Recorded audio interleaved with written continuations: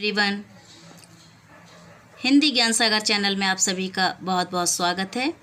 आज की वीडियो में मैं जिस टॉपिक को लेकर आई हूँ वो है क्लास 10th की कृतिका का 3rd चैप्टर साना साना हाथ जोड़ी, जिसकी लेखिका है मधु कांकरिया।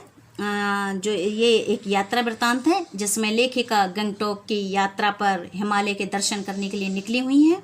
मैंने पिछली 2 वीडियो में आपको इनके बारे में बताया, इसकी यात्रा के बारे में लेखिका के। आइए जहाँ पर वो 2 वीडियो जहाँ समाप्त हुई हैं, अब आगे की इस वीडियो में मैं आगे यात्रा वृत्तांत शुरू करती हूँ। और यहाँ तक हो ही चुका था हमारा कि अंधेरा होने के, जो दूसरी वीडियो इसमें अंधेरा होने के पहले ही किसी प्रकार डगमगाती शिलाओं और पत्थरों से होकर तिस्ता नदी की धार तक पहुँची। यहाँ तक मैं सेकंड वीडियो में आपको पढ़ा चुकी हूँ। अब आगे पढ़ते हैं। बहते पानी को अपनी अंजलि में भरा तो अतीत भीतर धड़कने लगा। स्मृति में कौंधा, स्मृति यानी यादों में कौंधा। हमारे यहाँ जल को हाथ में लेकर संकल्प किया जाता है। क्या संकल्प करूं? पर मैं संकल्प की स्थिति में नहीं थी। भीतर थी एक प्रार्थना, एक कमजोर व्यक्ति की प्रार्थना। भीतर का सारा हालाहल यानी विष जहर, सारी तामसिकताएं बह जाएं। इसी बहते धारा में रात धीरे धीरे गहराने लगी। हिमालय ने काला कंबल ओढ़ लिया था। जितेन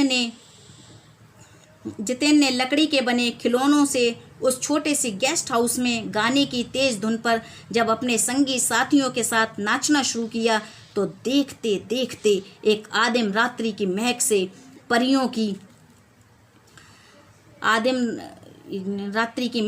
परियों की सी कहानी सी मोहक रात वह महक उठी। मस्ती और मादकता का ऐसा संक्रमण, यानी ऐसा संयोग, ऐसा मिलन हुआ कि एक एक कर हम सभी सैलानी गोल गोल घेरा बनाकर नाचने लगे। जो लेखिका बता रही हैं, वहाँ पर जो संगीत के साथ में हम लोग नृत्य करने लगे। मेरी 50 वर्षीय सहेली मणि ने कुमारियों को भी मात करते हुए वो जानदार नृत्य प्रस्तुत किया कि हम सब अबाक उसे ही देखते रह गए। दरअसल हम लोग जो हैं अपने जो काम के रोज़मर्रा के जो कामों में लगे रहते हैं तो अपनी ज़िंदगी को दरअसल जीना ही भूल जाते हैं। लेकिन अगर हम कहीं घूमने जाएं और कुछ दिनों के लिए अपनी चिंताएं, अपने सारे कामों को एक तरफ रख दें तो हमारे अंदर का एक बचपन सा जाग जाता है। तो वही इनके साथ हुआ है। लेखिका बिल्कुल अपने आप को भूल सी चुकी हैं कि क्या काम करती हैं, क्या है इस समय, बस वो आनंद में हैं। प्रस्तुत किया कि हम सब अवाक यानी आश्चर्य से उन्हें देखते ही रह गए। कितना आनंद भरा था उसके भीतर, कहाँ से आता था इतना आनंद? ये आनंद तो हम लोग स्वयं ही खो देते हैं रोज़मर्रा की धुनों में। वरना आनंद अगर आराम से आदमी जिए और आवश्यकताएं अपनी ज़रा कम कर ले तो आनंद ही आनंद है जीवन में। लेकिन हमने अपने जीवन को खुद ही बहुत ही टिपिकल बना लिया है आजकल के लोगों ने। लायुंग की सुबह बेहद शांत और सुरम्य, तिस्ता नदी की शांत धारा के समान ही कल कल करती बहती नदी। अधिकतर लोगों की जीविका का साधन पहाड़ी आलू, धान की खेती और दारू का व्यापार। सुबह मैं अकेले ही टहलने निकल गई थी। मैंने उम्मीद की थी यहाँ मुझे बर्फ़ मिलेगी, पर अप्रैल के शुरुआती महीने में यहाँ बर्फ़ का एक कतरा भी नहीं था। यद्यपि हम सी लेवल यानी जो समुद्र के तल से 14,000 फीट की ऊंचाई पर थे। मैं बर्फ़ देखने के लिए बेचैन थी। हम मैदानों से आए लोगों के लिए बर्फ़ से ढके पहाड़ किसी जन्नत से यानी स्वर्ग से कम नहीं होते।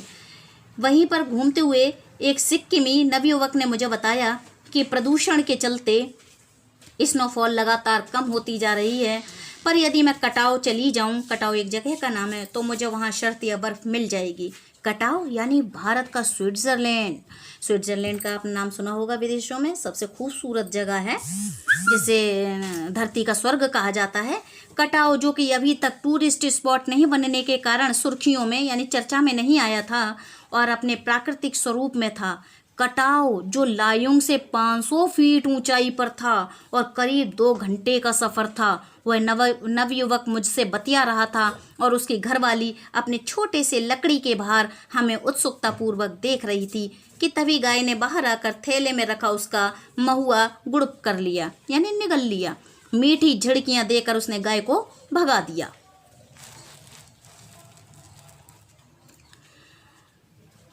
उम्मीद, आवेश और उत्तेजना के साथ अब हमारा सफ़र कटाव की ओर। कटाव का रास्ता और खतरनाक था और उस पर धुंध और बारिश। लगभग अंदाज से गाड़ी, यानी पहाड़ों का जीवन बड़ा ही इतना आसान नहीं होता है, बड़ा ही कठिन है। हम सैलानी बड़े खुश होकर जाते हैं वहाँ थोड़े दिन के लिए तो बस ठीक है, लेकिन जो लोग वहाँ पर जीवन अपना बिताते हैं, जो लोग वहाँ रहते हैं, वो किस प्रकार से रहते हैं, कैसे अपना जीवन बिताते हैं, ये तो बेचारे वही जानते हैं। अंदाज से चला रहा था। पहाड़, पेड़, आकाश, घाटियाँ, सब और बादलों की परत, यानी हर तरफ केवल और केवल बादल ही दिखाई दे रहे थे। सब कुछ बादलमय। बादलों को चीर कर निकलती हमारी जीप। खतरनाक रास्तों के एहसास ने हमें मौन कर दिया था। जब मौत जैसी सामने दिखाई देती है तो कुछ दिखाई नहीं देता एक सिवाय एक चुप्पी के, तो वही खामोशी सी है। और उस पर बारिश, एक चूक और सब खलास। यानी लेखिका बता रही है कि जरा सी चूक और समझ लो सब कुछ खत्म। सांस रोके हम धुंध और फिसलन भरे रास्ते पर संभल कर आगे बढ़ती जीप को देख रहे थे। हमारी सांस लेने की आवाज़ों के सिवाय आसपास का जीवन का कोई पता नहीं था।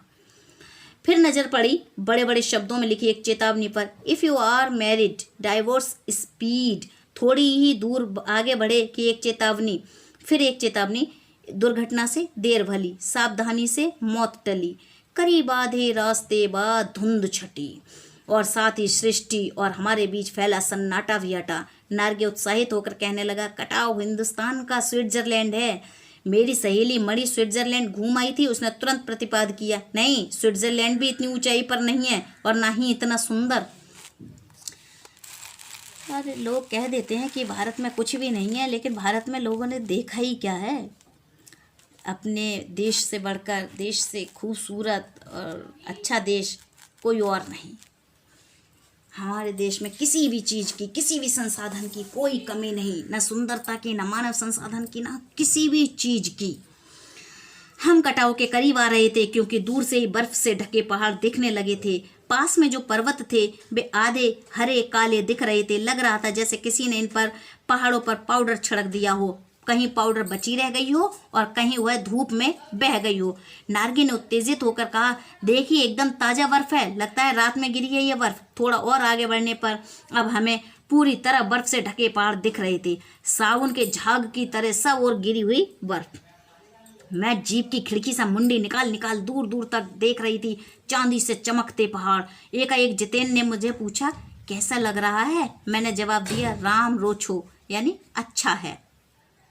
वह उछल पड़ा, अरे ये नेपाली कहाँ से सीखी? अपनी भाषा के गर्व से उसकी आंखें चमक उठी। कहीं भी भाई अपनी भाषा, अपनी संस्कृति और अपने पहनावे, अपने परिधान, अपने देश से हर किसी को लगाव होता है। जितेन नार्गे एक नेपाली है और जब उसने ऐसी भाषा वहाँ पर सुनी तब बड़ा ही एकदम प्रसन्न हो गया, चेहरा इतराने लगा। तभी किसी चमत्कार की तरह हल्की हल्की बर्फ एकदम महीन महीन मोती की तरह गिरने लगी। तिमरो माया सेंधे मलाई सताऊंच, तुम्हारा प्यार सदैव मुझे सदैव रुलाता है। चारों ओर बिखरी ये बर्फीली सुंदरता जितेन के मन पर भी थाप लगाने लगी थी। प्रेम की झील में तैरते हुए वह झूम झूम गाने लगा था। हम सभी सैलानी अब जीप से उतरकर बर्फ पर कूदने लगे थे। यहाँ बर्फ सर्वाधिक थी, घुटनों तक नरम नरम बर्फ। ऊपर आसमान और बर्फ से ढके पहाड़ एक हो रहे थे। कई सैलानी बर्फ पर लेटकर हर लम्हे की रंगत को कैमरे में कैद करने में लगे थे।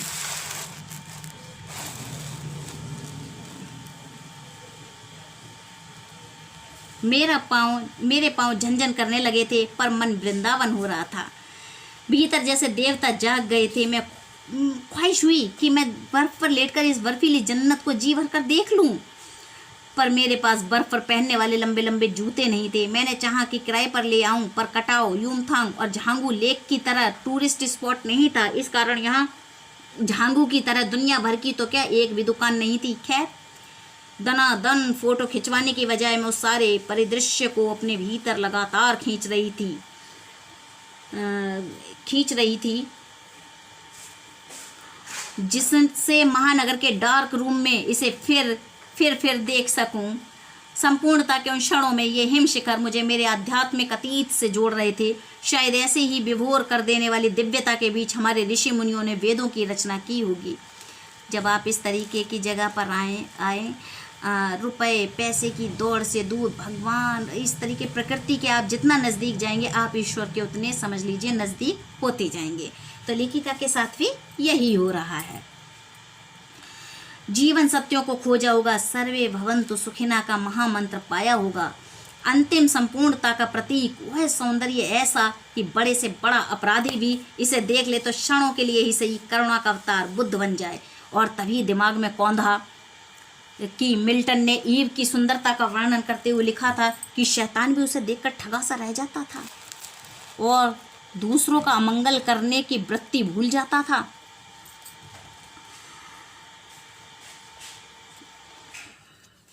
मैंने मणि से पूछा क्या उसने पढ़ी है मिल्टन की वह कविता, पर मणि उस समय किसी दूसरे सवाल से जूझ रही थी। वह एक दार्शनिकों की तरह कहने लगी, ये हिमशिखर जल स्तंभ है पूरे एशिया के। देखो प्रकृति भी किस नायाब ढंग से सारा इंतजाम करती है। यानी वहाँ सभी सैलानी अपने आप में एक दार्शनिक की तरह व्यवहार कर रहे थे। सर्दियों में बर्फ के रूप में जल संग्रह कर लेती है और गर्मियों में पानी के लिए जब त्राई त्राई मचती है तो यही बर्फ शिलाएं पिघल पिघल जलधारा बनकर हमारे सूखे कंठों को त्रावट पहुंचाती हैं। कितनी अद्भुत व्यवस्था है जल संचय की। मणि ने अभिभूत हो माथा नवाया। जाने कितना ऋण है हम पर इन नदियों का, हिम शिखरों का। संसार कितना सुंदर है। स्वप्न जगाते उन लम्हों में मैंने सोचा, पर तभी उदासी की एक झीनी सी परत मुझ पर छा गई। उड़ते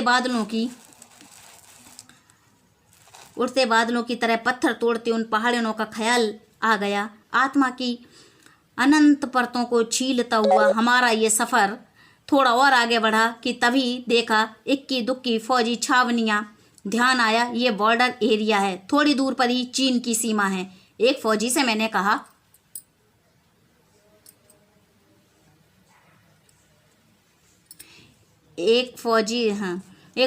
कहा, इतनी कड़कड़ाती ठंड में, उस समय तापमान -15 डिग्री सेल्सियस था, आप लोगों को बहुत तकलीफ होती होगी।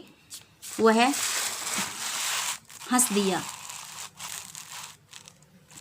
हंस दिया एक उदास हंसी। आप चैन की नींद सो सकें इसीलिए तो हम यहाँ पहरा दे रहे हैं। फेरी भेटूला, फिर मिलेंगे, कहते हुए जितेन ने जीप चालू कर दी। थोड़ी देर बाद ही फिर दिखी एक फौजी छावनी जिस पर लिखा था, we give our today for your tomorrow. मन उदास हो गया, भीतर कुछ पिघलने लगा। महानगर में रहते हुए कभी ध्यान ही नहीं आया कि जिन बर्फीले इलाकों में बैसाख के महीने में भी 5 मिनट में ही हम ठिठुरने लगे थे। बैसाख का जो अप्रैल का मई का महीना होता है, यानी इतनी भयंकर जो गर्मी हमारे यहाँ होती है, और वहाँ पर हम बर्फ़ में ठिठुरने लगे। हमारी ये जवान पूस और माघ में, यानी दिसंबर जनवरी की ठंड में भी, जबकि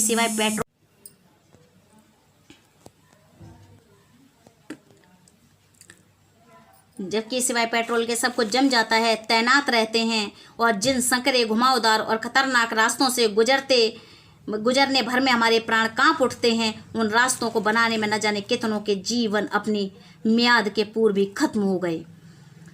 मेरे लिए यह यात्रा सचमुच ही एक खोज यात्रा थी। पूरा सफ़र चेतना और अंतरात्मा में हलचल मचाने वाला। बहरहाल अब हम लायुंग वापस लौटकर फिर युमथांग की ओर। जितेन कुछ दिन पूर्व ही नेपाल से ताज़ा आया था। युमथांग की घाटियों में एक नया आकर्षण और जुड़ गया था, ढेरों ढेर प्रियोता और रोडोडेंड्रो के फूल। जितेन बताने लगा, बस 15 दिनों में ही देखिएगा पूरी घाटी फूलों से इस कदर भर जाएगी कि लगेगा फूलों की सेज रखी हो। यहाँ रास्ते अपेक्षाकृत चौड़े थे, इस कारण खतरों का एहसास कम था। इन घाटियों में कई बंदर भी दिखे, कुछ अकेले तो कुछ अपने बाल बच्चों के साथ। बहरहाल घाटियों, वादियों, पहाड़ों और बादलों की आंख मिचौले दिखाती पहाड़ी कबूतरों को उड़ाती हमारी जीप जब युमथांग पहुंची तो हम थोड़े निराश हो गए। बर्फ से ढके कटाव के हिम शिखरों को देखने के बाद युमथांग थोड़ा फीका लगा और यह भी एहसास हुआ कि मंजिल से कहीं ज़्यादा रोमांचक होता है मंजिल तक का सफ़र। बहरहाल युमथांग में चिप्स बेचती एक सिक्किमी युवती से मैंने पूछा, क्या तुम सिक्किमी हो? नहीं, मैं इंडियन हूँ, उसने जवाब दिया। सुनकर बहुत अच्छा लगा। सिक्किम के लोग भारत में मिलकर बहुत खुश हैं। जब सिक्किम स्वतंत्र रजवाड़ा था तब टूरिस्ट उद्योग इतना फला फूला नहीं था। हर एक सिक्किमी भारतीय आबो हवा में इस कदर घुल मिल गया है कि लगता ही नहीं कभी सिक्किम भारत में नहीं था। जीप में बैठने को हुए कि एक पहाड़ी कुत्ते ने रास्ता काट दिया। मणि ने बताया, ये पहाड़ी कुत्ते हैं, ये भौंकते नहीं, ये सिर्फ चांदनी रात में भौंकते हैं। क्या? विस्मय और अविश्वास से मैं सुनती रही। क्या समुद्र की तरह कुत्तों पर भी पूर्णिमा की चांदनी कामनाओं की ज्वार भाटा जगाती है? खैर, लौटती यात्रा में जीप में भी जितेन हमें रकम की तरह तरह की यानी जानकारियां देता रहा। मैडम, यहाँ एक पत्थर है जिस पर गुरु नानक के फुटप्रिंट हैं। कहते हैं यहाँ गुरु नानक की थाली से थोड़े से चावल छिटक कर बाहर गिर गए थे।